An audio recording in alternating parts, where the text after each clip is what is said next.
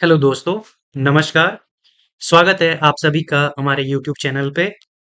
जैसे कि आप स्क्रीन पर देख रहे होंगे कि हम आज से यूपीएससी पीवाईक्यूज 2026 के लिए सीरीज स्टार्ट कर रहे हैं, जिसमें कि हम सब्जेक्ट वाइज हर एक सब्जेक्ट के पीवाईक्यूज को डिटेल से जानेंगे।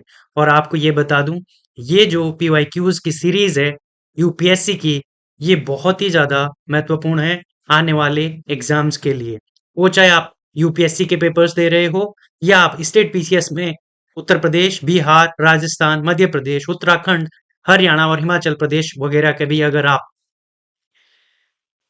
स्टेट पीसीएस दे रहे हैं तो उनके लिए जो ये क्वेश्चन सीरीज हम ला रहे हैं इस वीडियो के माध्यम से आपको बहुत ही ज्यादा हेल्प करने वाला है। तो इस सीरीज में हम सबसे पहले पॉलिटी के क्वेश्चंस की चर्चा करेंगे। अभी मैं इस सीरीज में क्वेश्चंस जो नंबर है उन कम रख रहा हूं, क्योंकि मैं आशा करता हूं कि अगर आप सभी लोगों को ये सीरीज आगे पसंद आती है या आपको इसमें जो क्वेश्चंस बताए जा रहे हैं वो वैल्यूएबल लगते हैं, तो एज योर इंटरेस्ट मैं इसमें जो नंबर ऑफ क्वेश्चंस है वो बढ़ाता जाऊंगा। तो आज का जो सेशन है वो हम पॉलिटी से शुरू करेंगे, और पॉलिटी में हम किस तरह से जो पेपर है उनको लगाएंगे उसका मैं आपको ढांचा बता रहा हूं। तो चलो शुरू करते हैं। तो सबसे पहले अगर हम इंडियन पॉलिटी को पढ़ते हैं तो इंडियन पॉलिटी में हम जो पहला सेक्शन है, अगर हम इंडियन पॉलिटी की बात कर रहे हैं तो इसमें जो फर्स्ट सेक्शन हम कवर करेंगे वो होगा हमारे पास basic of constitution. Basic of constitution, इसमें हम देखेंगे कि जो कॉन्स्टिट्यूशन के बेसिक्स है, वो चाहे फंडामेंटल राइट्स हो, डीपीएसपी हो, या उससे पहले बनने वाले जो भी हिस्ट्री रही है कॉन्स्टिट्यूशन की बनने की, वो सारी चीजों वाले क्वेश्चन हम इसमें देखेंगे। और साथ ही हम ये भी देखेंगे कि जो यहाँ पे हमारे पास क्वेश्चंस के जो लेवल होगा वो बहुत ही इजी होगा, मींस वन वर्डेड होगा या वन ऑप्शन बेस्ड होगा। ऐसे नहीं होगा कि स्टेटमेंट बेस्ड होगी। ठीक है, तो ये बेसिक ऑफ कॉन्स्टिट्यूशन का पहला यूनिट हम इस तरीके से पढ़ेंगे। दूसरा पढ़ेंगे हम system of government. System of government, तो दूसरे पार्ट में हम क्या पढ़ेंगे कि गवर्नमेंट के जो सिस्टम है उससे रिलेटेड किस किस प्रकार के क्वेश्चंस आते हैं, उनको हम इस पार्ट में टैकल करेंगे। तो थर्ड पार्ट इसके बाद जो आएगा वो होगा लेजिस्लेचर का,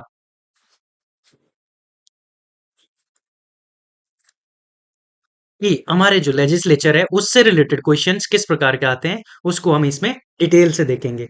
देन लेजिस्लेचर के बाद हमारे पास एग्जेक्टिव आती है, तो एग्जेक्टिव के क्वेश्चंस को हम यहाँ पे देखेंगे। और इसके बाद हम देखेंगे जुडिशरी से रिलेटेड क्वेश्चन, और जब जुडिशरी से रिलेटेड क्वेश्चंस को हम देखेंगे उसके बाद हम देखेंगे लोकल गवर्नमेंट से रिलेटेड क्वेश्चंस। तो लोकल गवर्नमेंट, साथ ही इसमें देखेंगे हम यूटीज, उनसे रिलेटेड जो क्वेश्चंस आते हैं वो, और इसी के साथ जो स्पेशल प्रोविजन दिए गए हैं किन्हीं स्टेट्स को,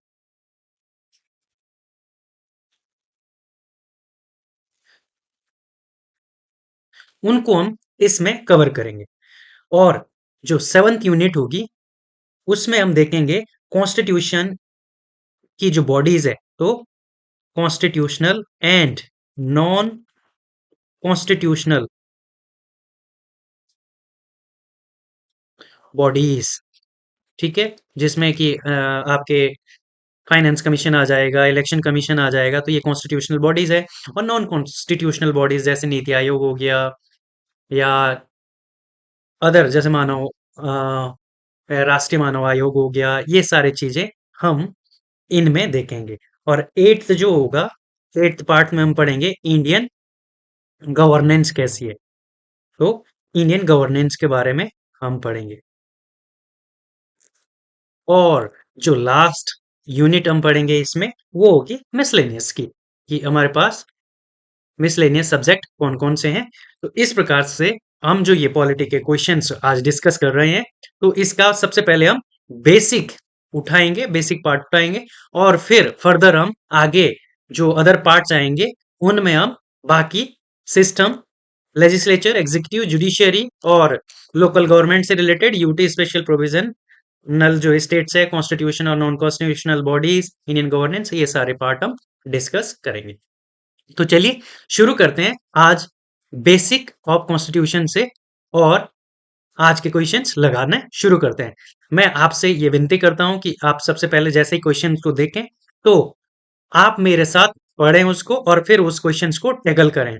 उसके लिए थोड़ा सा आप अगर वीडियो पॉज करना चाहते हैं तो वीडियो पॉज भी कर सकते हैं। तो शुरू करते हैं।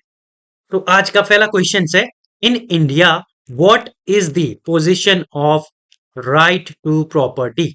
तो आपको बताना है कि भारत में जो राइट टू प्रॉपर्टी है उसकी पोजीशन क्या है।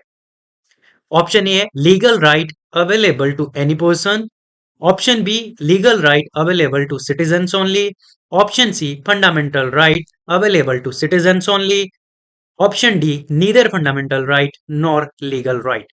तो इसका जो राइट आंसर होगा वो है ऑप्शन ए, लीगल राइट है और सभी लोगों के लिए ये दिया गया है, एनी पर्सन। आपको पता ही होगा सिटीजन और पर्सन में डिफरेंस होता है। सिटीजन और पर्सन में डिफरेंस है। तो सिटीजन जो भारत में रह रहे हैं, मूल निवासी है भारत के, या जो नागरिकता लिए हुए हैं भारत के, वो सिटीजन है। और पर्सन वो भी हो सकते हैं जो नॉन सिटीजन है, या इंडिया में जो बाहर से आए हैं वो भी यहाँ पे पर्सन कहलाएंगे। तो उन सभी को प्रॉपर्टी को लेने का हक है। और कॉन्स्टिट्यूशन में सबसे पहले आर्टिकल 31 में इसकी बात की गई थी, और 19(1) एफ में प्रॉपर्टी की बात की गई थी। तो ये हमारा पहले फंडामेंटल राइट था, तो इसको फंडामेंटल राइट से हटा के आर्टिकल 300 ए में इसको शिफ्ट कर दिया गया। क्यों? क्योंकि यहाँ पे ये फंडामेंटल राइट था। तो अगर फंडामेंटल राइट है, अब गवर्नमेंट को अगर जमीन कहीं पे खरीदनी है, या उस समय जब हमारा देश आजाद हुआ तो आपने देखा होगा कि बहुत सारे जो जमींदारी व्यवस्था थी उनका उन्मूलन करना था। तो उनके उन्मूलन करने के लिए इसका जो फंडामेंटल राइट का स्टेटस था वो खत्म करना पड़ा, और इसके लिए 44th कॉन्स्टिट्यूशनल अमेंडमेंट एक्ट 1978 में इसको फंडामेंटल राइट से हटा के एक कॉन्स्टिट्यूशनल राइट बना दिया। तो ये भी याद रखना कि जो हमारा प्रॉपर्टी का राइट है वो क्या, कौन सा राइट है हमारा, अब कॉन्स्टिट्यूशनल राइट है। ठीक है, तो ये सारी जो डिटेल है ये आपको अच्छे से याद रखनी है, हर एक डिटेल से क्वेश्चन आ सकता है। ओके, तो इसका जो फर्दर आंसर है, आंसर की जो डिटेलिंग है वो हम देखेंगे। तो यहाँ पे जैसे हमने पढ़ा है कि option B is the correct answer. The right to property is a legal right that anyone can exercise. ठीक है, एनीवन से मतलब यहाँ पे पर्सन से है, ना कि citizen. Article 300A states that no one shall be deprived of his property except by legal authority। तो लीगल अथॉरिटी के बिना किसी को भी उसकी प्रॉपर्टी से नहीं डिप्राइव किया जाएगा। तो लीगल अथॉरिटी का मतलब क्या है यहाँ पे, कि कानून, जो गवर्नमेंट है या पार्लियामेंट है वो कानून बनाकर आपके आपकी जो प्रॉपर्टी है उससे आपको डिप्राइव कर सकती है। ठीक है, नेक्स्ट क्या है, the right to property was a fundamental right under article 31 of the original constitution is stated that the constitution guarantees not only the right of private ownership but also the right to enjoy and dispose property free from restrictions other than reasonable restriction। तो पहले यह था कि मतलब 31 में जब ये right रखा गया था तो उस समय आपकी जो प्राइवेट ओनरशिप है वो आपके पास रहेगी। उस टाइम पर आप चाहे उसको डिस्पोज करो या कुछ भी करो, आप उस प्रॉपर्टी का कर सकते थे, बट उस पर रिजनेबल रिस्ट्रिक्शंस लग सकते थे। बट जब ये 44th कॉन्स्टिट्यूशन अमेंडमेंट लाया गया तो उससे इसको रिमूव ही कर दिया। So it also stated that a person whose property has been taken for public use will be compensated. तो ये भी बोला गया था कि अगर किसी पर्सन की जो प्रॉपर्टी है ये पब्लिक यूज के लिए ली जाती है तो उसको इक्वली कंपनसेट भी किया जाएगा। So the right to property was removed from the fundamental rights by the 44th Constitutional Amendment Act of 1978 और Article 31 and 191F were deleted and Article 300A was added in their place. तो इस प्रकार से जो हम इस questions को है वो टैकल करेंगे, ठीक है। Next question. So next question क्या है? In India which of the following constitutional amendment was widely believed to be enacted to overcome the judicial interpretation of the fundamental right? तो हमको बताना है कि जो हमारे ये अमेंडमेंट दिए गए हैं, इनमें से किसने judicial interpretation of fundamental right को ओवरकम किया, मतलब पहली बार यहाँ पे आपको देखने को मिलते हैं। ऑप्शन ए है फर्स्ट अमेंडमेंट, ऑप्शन बी है 42nd अमेंडमेंट, ऑप्शन सी है 44th अमेंडमेंट और ऑप्शन डी है 86th अमेंडमेंट। तो इसका जो राइट आंसर है वो है option B, which is 42nd constitutional amendment. इसने सबसे ज्यादा judicial interpretation of fundamental rights में योगदान दिया। क्यों? क्योंकि इसको मिनी कॉन्स्टिट्यूशन के नाम से भी जाना जाता है। इसको क्यों मिनी कॉन्स्टिट्यूशन बोला जाता है? क्योंकि इसने जो हमारा कॉन्स्टिट्यूशन है उसके लगभग लगभग हर एक सेगमेंट को, जैसे फंडामेंटल राइट्स इसमें अमेंडमेंट करे, प्रियम्बल उसमें अमेंडमेंट करा, इसी के साथ डीपीएसपी इसमें अमेंडमेंट करा, और अदर जो फेडरल स्ट्रक्चर है उसमें अमेंडमेंट करे, और इवन की जो हमारा कॉन्स्टिट्यूशनल में जो अमेंडमेंट करने वाला आर्टिकल है 368, इसमें तक इसने अमेंडमेंट करे थे। इसलिए इसको मिनी कॉन्स्टिट्यूशनल अमेंडमेंट के नाम से भी जाना जाता है। ओके, सो जैसे कि आपको पता ही होगा, जो फर्स्ट कॉन्स्टिट्यूशनल अमेंडमेंट है ये आपका 1951 में ही आ गया था, जवाहरलाल नेहरू के टाइम पीरियड में आया था। और इसमें जो नाइन्थ शेड्यूल है, नाइन्थ शेड्यूल उसको ऐड किया गया था, और उसमें कुछ कानूनों को रखा गया था कि ताकि न्यायपालिका के एम्बिट से उनको बाहर रखा जाए, जो जमींदारी उन्मूलन के काम थे वो इजीली किए जाएं। 44 कॉन्स्टिट्यूशनल अमेंडमेंट आपको पता है कि जो 42वें संविधान संशोधन के तहत जितने भी गलत कारनामे किए गए थे उनको फिर से एक तरीके से रीबिल्डिंग का काम किया था 44th अमेंडमेंट ने। और इसको कब लाया गया था? 1978 में। और जो फंडामेंटल ये हमारा 42 है, ये आया था 1976 में। इस प्रकार से इसमें अभी हमने जस्ट प्रीवियस क्वेश्चन पढ़ा है कि जो 44th अमेंडमेंट है उसने जो प्रॉपर्टी का राइट है उसको हटा दिया था फंडामेंटल राइट से, और 300A में ऐड कर दिया था। उसके बाद जो 86th अमेंडमेंट है, ये भी बहुत इंपॉर्टेंट अमेंडमेंट है। इसके द्वारा राइट टू एजुकेशन जो है उसको ऐड किया गया था एज मूलाधिकार आर्टिकल 21A के तहत। तो इस प्रकार से ये जो हमारे अमेंडमेंट है इनको आप याद रख सकते हैं। तो इसकी कुछ जो डिटेलिंग है थोड़ी सी यही है कि option B is the right answer. 42nd constitutional amendment act 1976 is often called mini constitutions because it made several amendment to the constitution। जैसे हमने पीछे देखा है कि इसने हर एक सेगमेंट को लगभग लगभग टच करा है, इसलिए इसका जो राइट आंसर है वो है 42nd अमेंडमेंट। नेक्स्ट क्वेश्चन पे जाएंगे। Which one of the following statement best reflect the chief purpose of Constitution of the country? तो आपको बताना है कि हमारा जो संविधान है उसका मुख्य पर्पस क्या है, मेन पर्पस क्या है। तो ऑप्शन ए है it determines the objectives for the making of necessary laws. Option B है it enable the creation of political office and a government. Option C, it define and limits the power of government. Option D, it secure social justice, social equality and social security।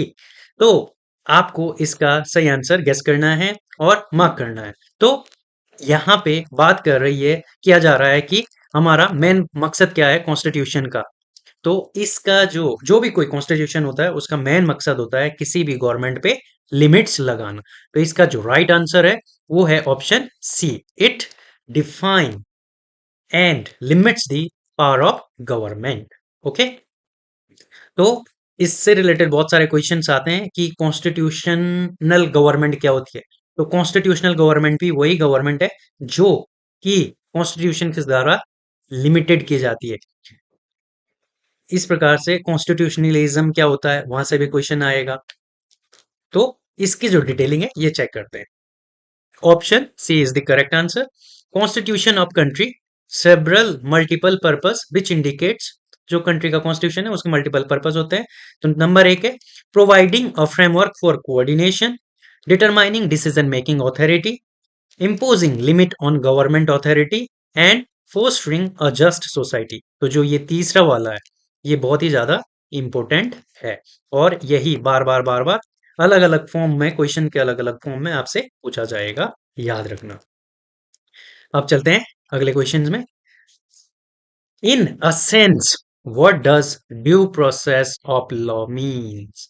तो आपको बताना है कि जो due process of law है उसका actual में मतलब क्या होता है।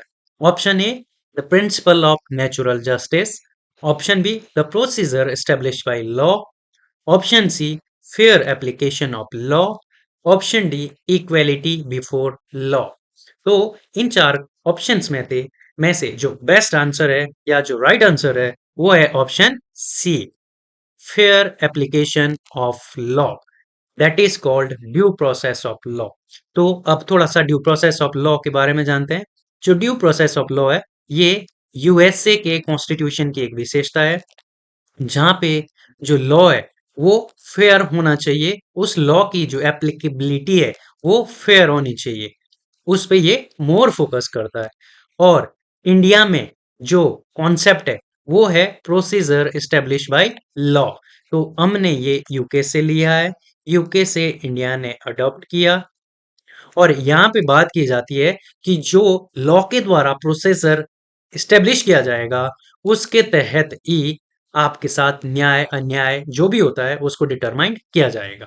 बट यहाँ पे उस लॉ की जो ड्यू प्रोसेस ऑफ लॉ है उसमें उस लॉ की एप्लीकेबिलिटी चेक की जाएगी, जो कि नेचुरल जस्टिस की तरफ को भी जाता है।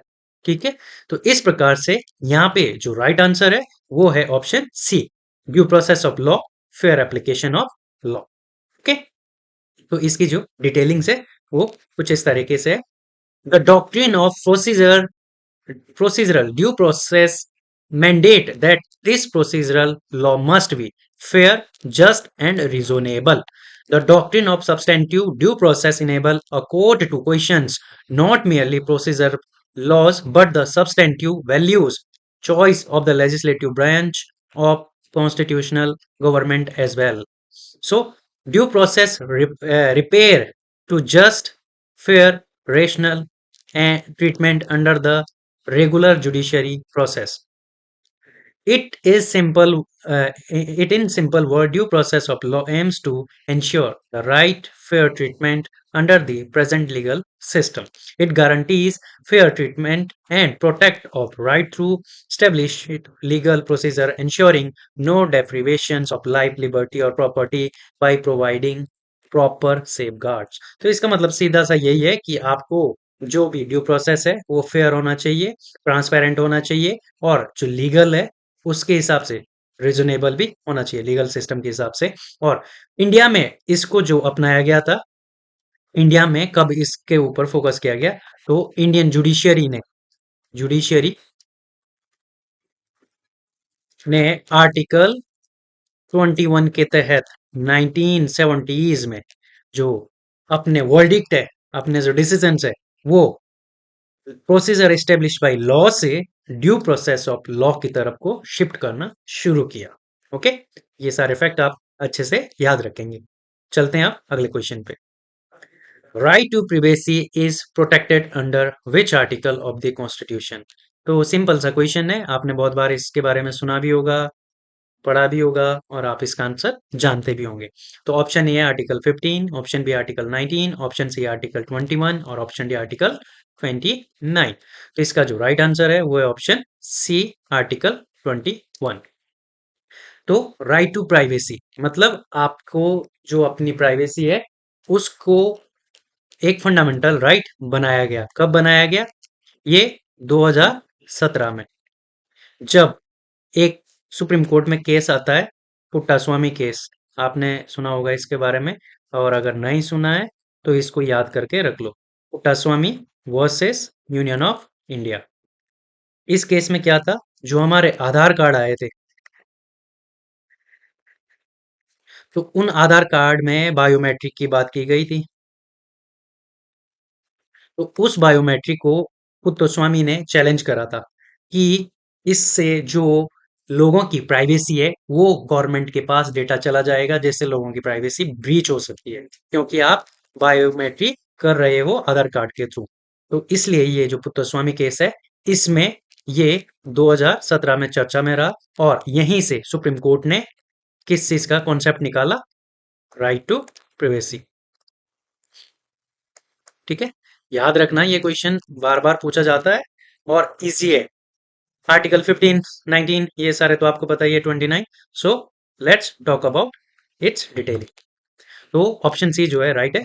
The right to privacy is protected as an intrinsic part of the right to life and personal liberty under article 21 as we discussed, as a part of the freedoms guaranteed by the part 3 of the constitution. Okay, in the Puttaswamy versus Union of India case 2017, the right to privacy was declared fundamental right by the Supreme Court.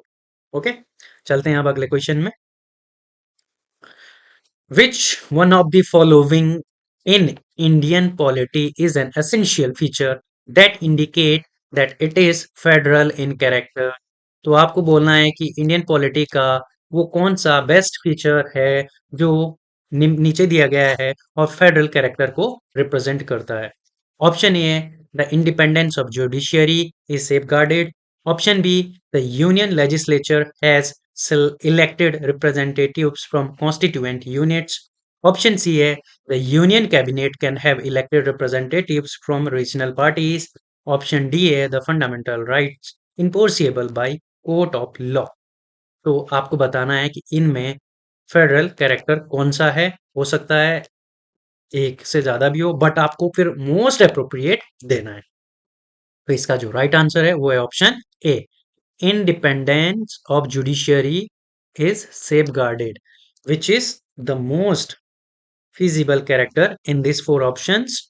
और यहाँ पे जो judiciary है उसको क्यों ऐसा बोला गया है, क्योंकि यहाँ पे कॉन्सेप्ट ऑफ किसका आता है, सेपरेशन ऑफ पावर।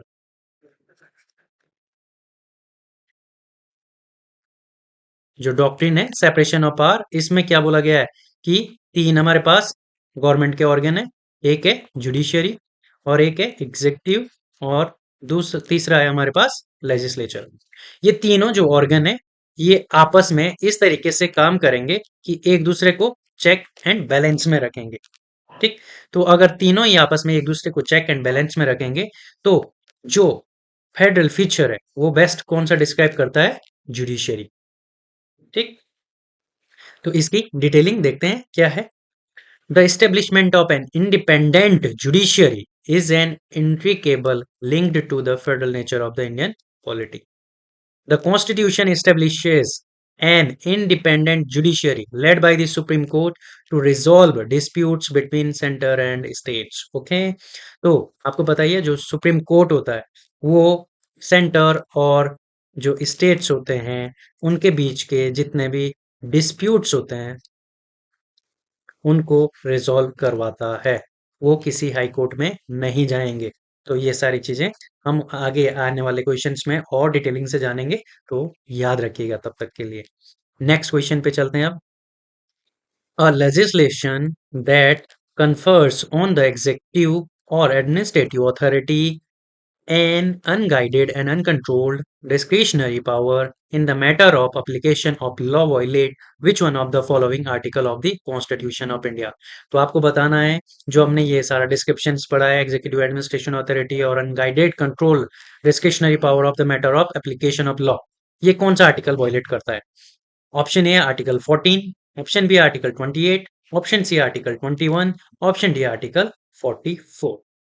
तो इसका जो राइट आंसर है वो है ऑप्शन ए आर्टिकल 14। आप सभी को पता होगा आर्टिकल 14 इक्वालिटी का राइट है, और ये दो तरीके की इक्वालिटी की बात करता है।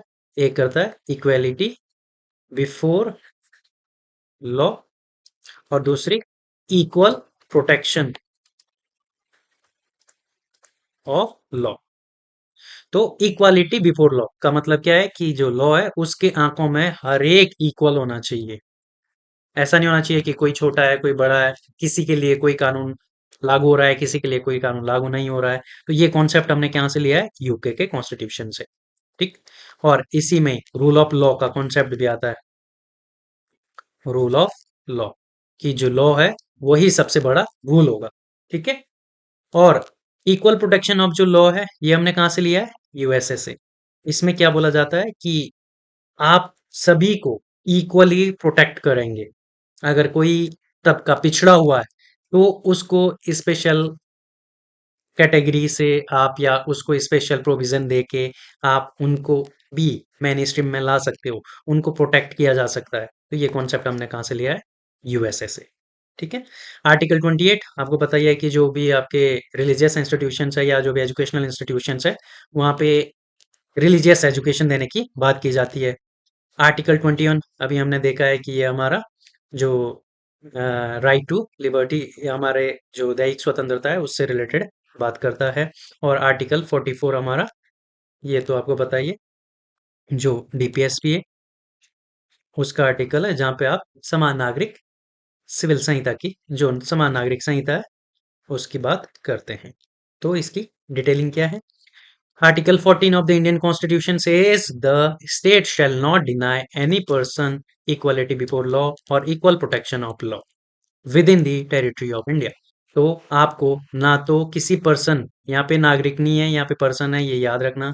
Person air circle. तो आर्टिकल 14 में किसकी बात की गई है? पर्सन की। इक्वल प्रोटेक्शन की भी बात की गई है जो हमने अभी पीछे डिस्कस करा है। तो जो इक्वलिटी बिफोर लॉ और इक्वल प्रोटेक्शन ऑफ लॉ, तो इसको हमने बोला ये यूके से लिया गया है और ये यूएसए से लिया गया है।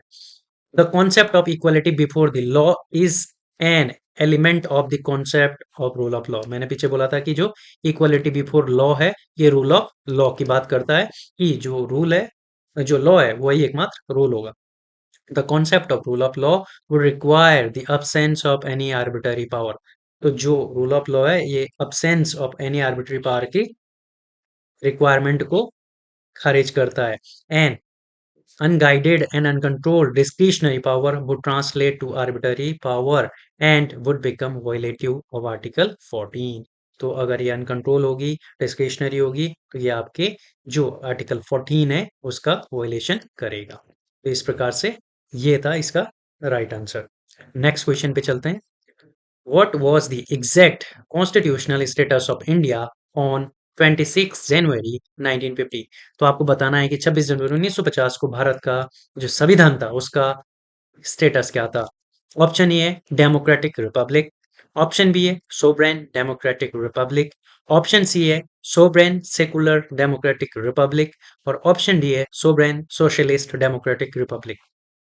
तो आपको बताना है 26 जनवरी 1950 को हमारा संविधान लागू हुआ था और उसी समय हमारे जो प्रियम्बल है उसमें कौन से वर्ड मेंशन किए गए थे। तो इसका राइट आंसर है ऑप्शन बी। उस समय हमारे संविधान सोवरेन था, डेमोक्रेटिक था और रिपब्लिक था।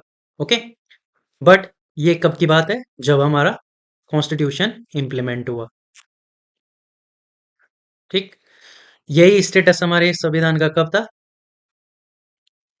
26 नवंबर 1949 को भी था।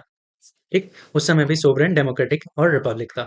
बट जो ये सेकुलर वर्ड है और ये सोशलिस्ट वर्ड है ये उस समय नहीं थे। क्यों? क्योंकि ये जो दोनों ही वर्ड है ये 42nd कॉन्स्टिट्यूशनल अमेंडमेंट एक्ट 1976 के द्वारा ऐड किया गया था। ये आप सभी को पता ही होगा। और इसी के साथ एक और वर्ड भी इंटेग्रिटी भी ऐड किया गया था। ठीक है। तो इसमें और ये जो पहला ऑप्शन क्यों एलिमिनेट हो रहा है? क्योंकि यहाँ पे डेमोक्रेटिक और रिपब्लिक की ही बात की गई है, यहाँ पे सोवरेन की बात नहीं की गई है। Okay.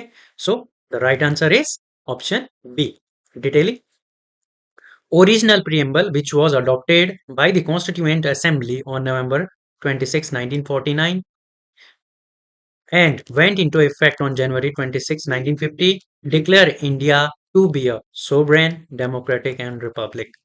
During the emergency, word socialist, secular, and integrity were inserted by the 42nd Amendment of 1976. The preamble has been changed to sovereign, socialist, secular, democratic, Republic. तो अब हम जब प्रियम्बल को पढ़ते हैं तो ये सारे वर्ड हम एक साथ पढ़ते हैं। पहले हम इन दोनों को नहीं पढ़ते थे 1950 में, या 1976 तक भी हम सिर्फ सोवरेन, डेमोक्रेटिक और रिपब्लिक ही पढ़ते थे। Okay, next question. Which of the following factor constitutes the best safeguard of liberty in liberal democracy?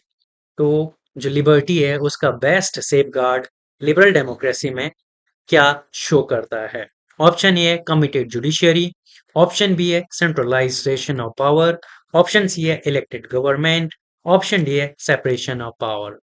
तो यहाँ पे आपको बताना है कि जो लिबरल डेमोक्रेसी है वहां पे सेफगार्ड कौन सा है सबसे अच्छा, आजादी का या स्वतंत्रता का या आपकी लिबर्टी का।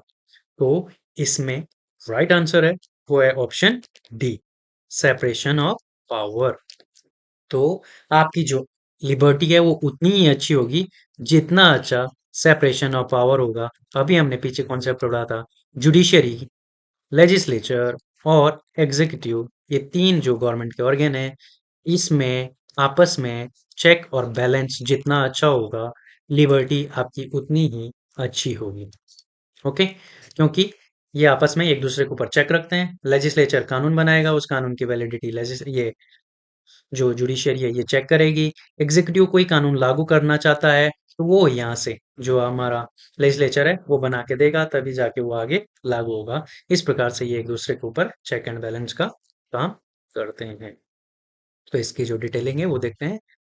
In liberal democracy, the separation of power between the legislature, executive, and the judiciary is an important safeguard of liberty. The doctrine of separation of power, ये doctrine of separation of power entails the division of governments, legislature, executive, and judiciary functions among various organs. Because all three organs act as check and balance on each other's powers, this separation reduces the possibility of arbitrary government access. Okay? तो इस प्रकार से जो liberal democracy है वहां पे जो liberty है उनका सेफ गार्ड सबसे बेस्ट तरीके से सेपरेशन ऑफ पावर के डॉक्ट्रिन से देखने को मिलता है। चलते हैं अब अगले क्वेश्चंस में। आज का ये लास्ट क्वेश्चन होगा। ये वीडियो थोड़ी छोटी है और अगर आप सभी को सहयोग मिलेगा, आप सभी का सहयोग मिलेगा तो मैं इसमें क्वेश्चंस और ऐड अप करता जाऊंगा। So this question is, under the Indian constitution the concentration of wealth violate what? तो आपको बोलना है कि अगर कोई कंसंट्रेशन ऑफ वेल्थ करता है तो वो कौन सा जो प्रोविजन है हमारे कॉन्स्टिट्यूशन का उसको वॉयलेट करता है।